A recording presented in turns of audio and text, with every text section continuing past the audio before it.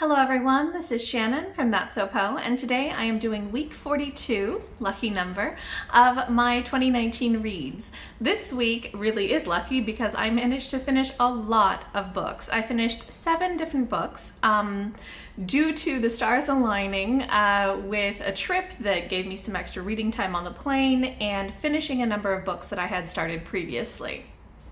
One of the books that I finished this week that had been started quite a while before was the Wodehouse Miscellany Articles and Stories by P.G. Wodehouse. This is one of the books that Sush, my husband, has been reading to me as bedtime stories.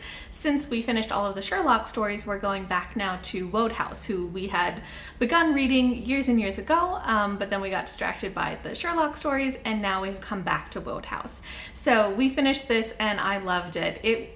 It is just so fun to have a Wodehouse story as the last thing right before I go to sleep. Wodehouse is silly, he's fun, he's absurd, and it's just a real joy. I love having Sush read these to me, and I gave this collection 5 out of 5 stars. The next book I finished was The Hidden Witch by Molly Ostertag, which is the sequel to The Witch Boy. This is a very sweet middle grade graphic work. It's got excellent art. I love the soft lines and the beautiful colors, and it's just perfect for reading in October because it's got this kind of sweet, spooky theme going on, and even in the color scheme it really works.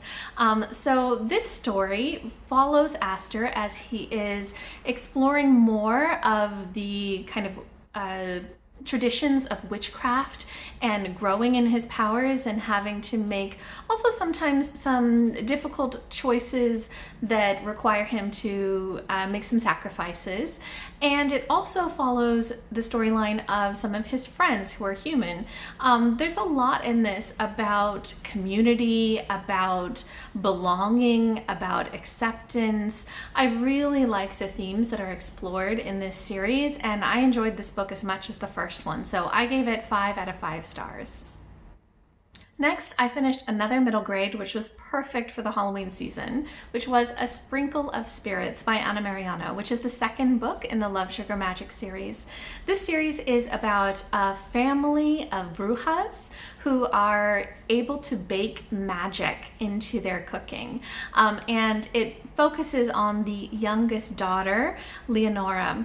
In this book, some kind of wacky things happen, just like in the first, where suddenly Leonora wakes up and discovers that her grandmother's spirit has become corporeal, and she doesn't know what to do about it, and she gets her sister to help, and as they go trying to figure out what to do, they discover more and more dead people's spirits have become real, and they are trying to, wrap up unfinished business. They have to figure out what to do because this is quite bad for the spirits to cross over into the real world.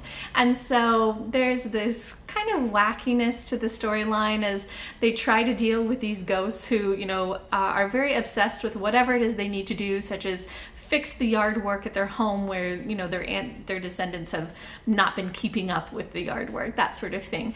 And it's just very sweet. It really focuses a lot on community and on just kind of working together, on also respecting other people and valuing your friendships and making sure that you put in the time and effort into those relationships. So lots of great storyline, lots of sweet and silly magic, but also a lot of really powerful, important themes that I think speak just as much to me as they would to any middle grade reader.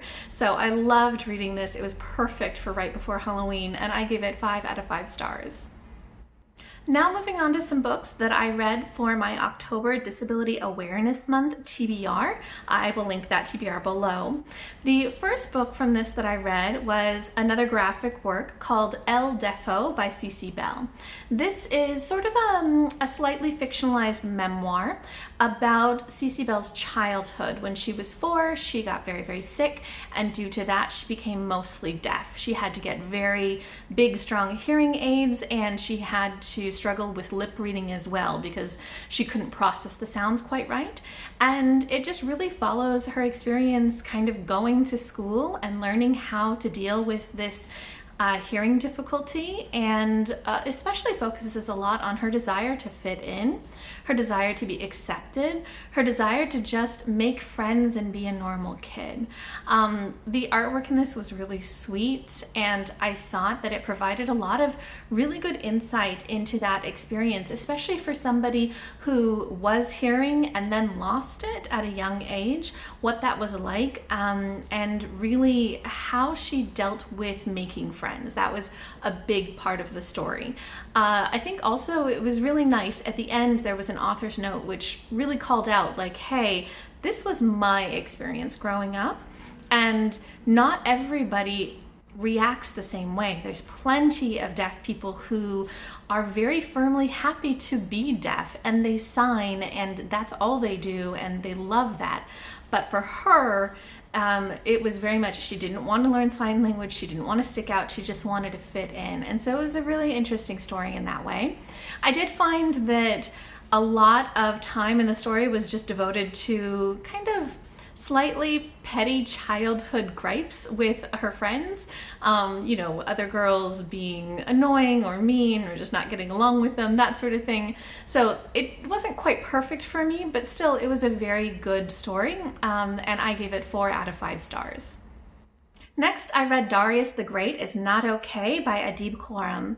This is a YA contemporary about a teenage boy, Darius, who is Iranian American, and he goes back to Iran for the first time with his family to visit his grandparents because his grandfather is very ill. And Darius is somebody who doesn't really fit in very well at home. He gets bullied a lot, he just doesn't have any friends, his dad is very judgmental, and he deals with clinical depression. And so when he goes to Iran, he is for the first time kind of connecting to his mother's culture, to that history and those roots of his, as well as connecting to his family members there. He also makes a very good friend who is another boy his age that they go and play soccer and these sorts of things. So I think that the story did a really good job actually of looking at what it's like to have clinical depression and addresses some of the issues, things like trying to find the right blend of medications, things like having emotions that just overwhelm you for no reason, things like not being able to explain that clearly to people who aren't familiar with clinical depression, and trying to justify it when nothing really has gone wrong in your life. You just have those chemicals, those emotions. So I liked a lot of that. I think especially the relationship between Darius and his dad was very interesting. I really liked that. However, the overall tone of the book was not so much my style. It was very snarky and very pop culture referencey. So I think that if that's the sort of humor that you like, this will be very, very funny for you. But for me, it just felt a little petty, a little over the top sometimes.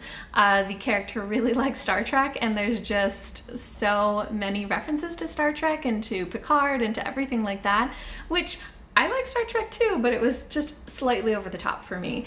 So that plus, you know, just slightly excessive drama at times made this book overall 3.5 stars out of 5 for me. However, I did think it addressed a lot of really good topics. So if that humor works more for you, this might be a really good book to pick up. Next, I finished The Collected Schizophrenias by Esme Weijun Wang.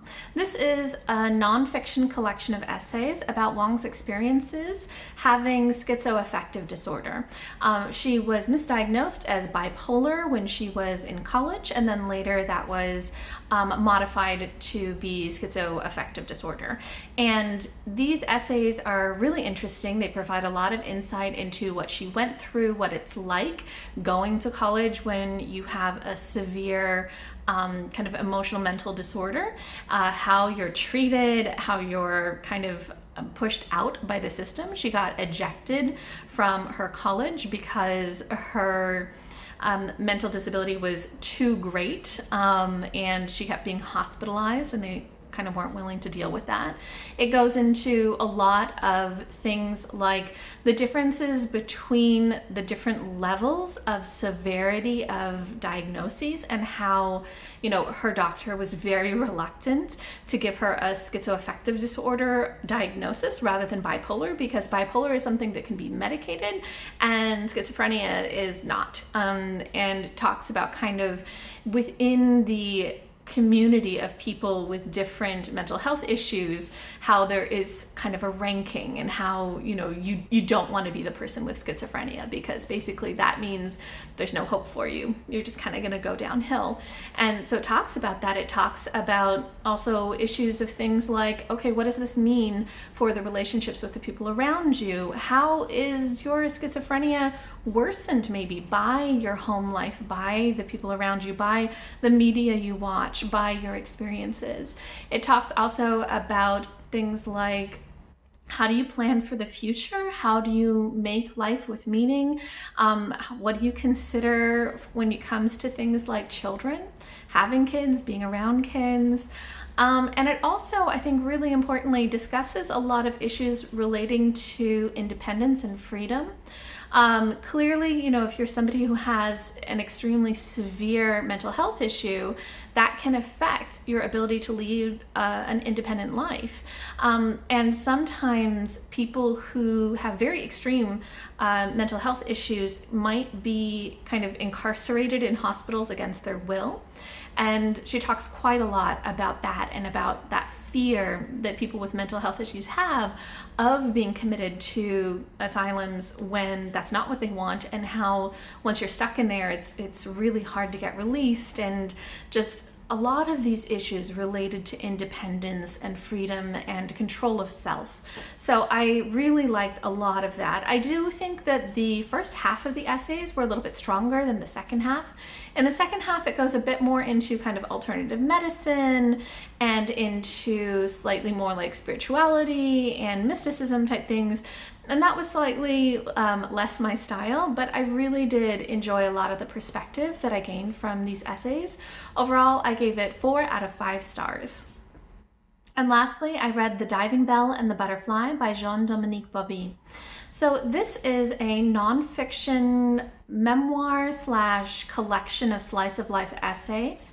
Bauby was a magazine editor in France, and he had sort of like a stroke that left him paralyzed, completely paralyzed, in something called locked-in syndrome, where he could only blink one eye and move his head a little bit side to side, and nothing else. He couldn't speak, he couldn't move. It was just complete paralysis other than the eye and the head movement.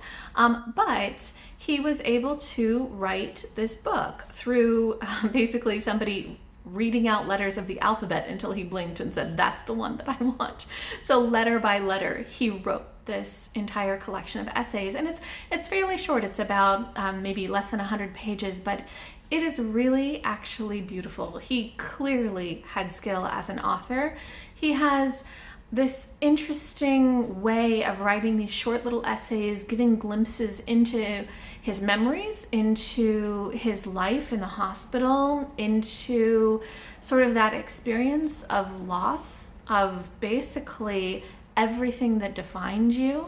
You know, obviously he could not continue with his job. He couldn't even be with his family. He couldn't do anything other than live in his mind. And so the title of the book, The Diving Bell and the Butterfly, basically the diving bell is this huge weight that is his body. It's just sinking him. He can't do anything. But his mind is the butterfly. It can fly free and do all of this, you know, imaginative work. And it's a really moving set of essays. And he has such humor and such wit in the way that he writes. He has a bunch of good lines, but one of the ones that sticks with me is, you know, he gets out of his hospital wear. They dress him in actual clothing, his own clothing. And, you know, he writes about how good that feels, and about how, you know, if I'm going to drool, I might as well drool on cashmere. And he has this sense of humor. It talks about how when everything gets so ridiculously awful, you can't help but sort of be amused by how ridiculously awful it is. And there's just a lot of heart in this collection of essays. I really, really enjoyed reading this. And I think that just that exploration of who you still are, even when your body completely fails you, is really powerful, although it is very sad because he died of pneumonia, I believe, right after this was published. So he lived for a very short period of time after he became locked in, only I think maybe a year and a half or so. I do really highly recommend this collection. I thought it was a great read, and I gave it 5 out of 5 stars. So those are the 7 things that I read this week. I tried to be pretty brief with them so that this video doesn't go on forever, but a lot of them were very, very good reads. I hope that you guys have had a similarly excellent reading week, and I will check in with you next week.